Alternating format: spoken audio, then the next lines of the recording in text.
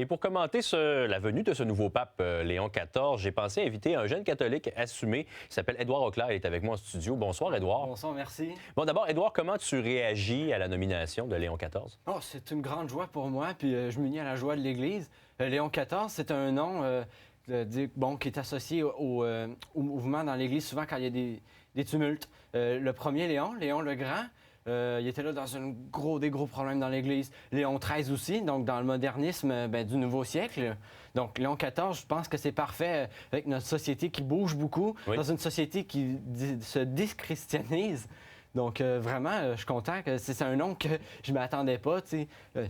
Par exemple, le pape Pie XII. Pie XII, c'est quelqu'un d'intransigeant, de très dur. Donc, c'est ça. Donc, Léon XIII, vraiment, moi, ça m'apporte une bonne joie de... Oui, ça dénote peut-être une flexibilité. Dis-moi, t'es bientôt 18 ans, c'est ça? Oui, j'ai 18 ans. Tu as 18 ans. Édouard, qu'est-ce qui amène un jeune de ton âge en 2025 à croire avoir la foi en l'Église catholique?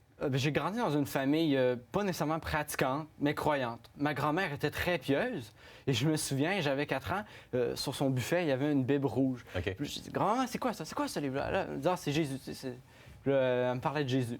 Puis là, notre conversation finit sur Jésus, es-tu riche? Parce que forcément, quelqu'un qui est plein aux arts, il est connu. Donc, elle dit, Jésus n'est pas riche en argent, il est riche en amour. Puis ça m'a vraiment influencé dans ma vie. Un des versets dans l'Évangile, c'est Jésus dit, traitez les autres comme vous voudriez être traités. Donc, moi, j'ai été intimidé un peu à l'école. Okay. Donc, ça a vraiment été un pilier pour moi, à rester à tenir la tête debout. Quand j'ai eu ma confirmation en 2019, 25 janvier 2019, j'étais avec Monseigneur Pelcha, il m'a marqué de la croix avec les saintes huiles. Rien s'est passé.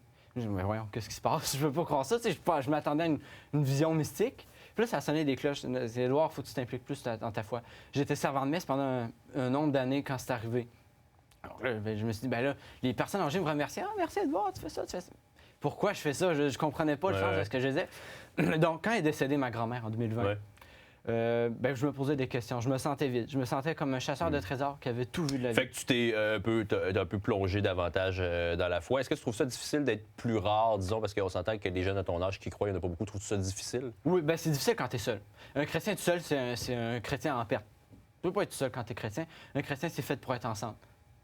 Puis là, tu trouves des gens autour de toi qui... Ma sœur est plus vieille que moi. Des fois des jeunes, là, mais... Il n'y en a pas souvent, là. Non, c'est ça. Donc, espères-tu en quelques mots rapidement pour terminer que le nouveau pape va amener des nouveaux croyants dans l'Église catholique? Oui et non. Le but, c'est pas nécessairement d'amener des croyants. Le but, c'est de rester fidèle à l'Évangile. Puis c'est ça qui amène les gens. C'est pas nécessairement d'avoir des trucs marketing. C'est vraiment que les gens soient touchés par une rencontre personnelle. Merci beaucoup, Édouard, d'être passé te voir. Merci beaucoup. Au revoir. Au revoir.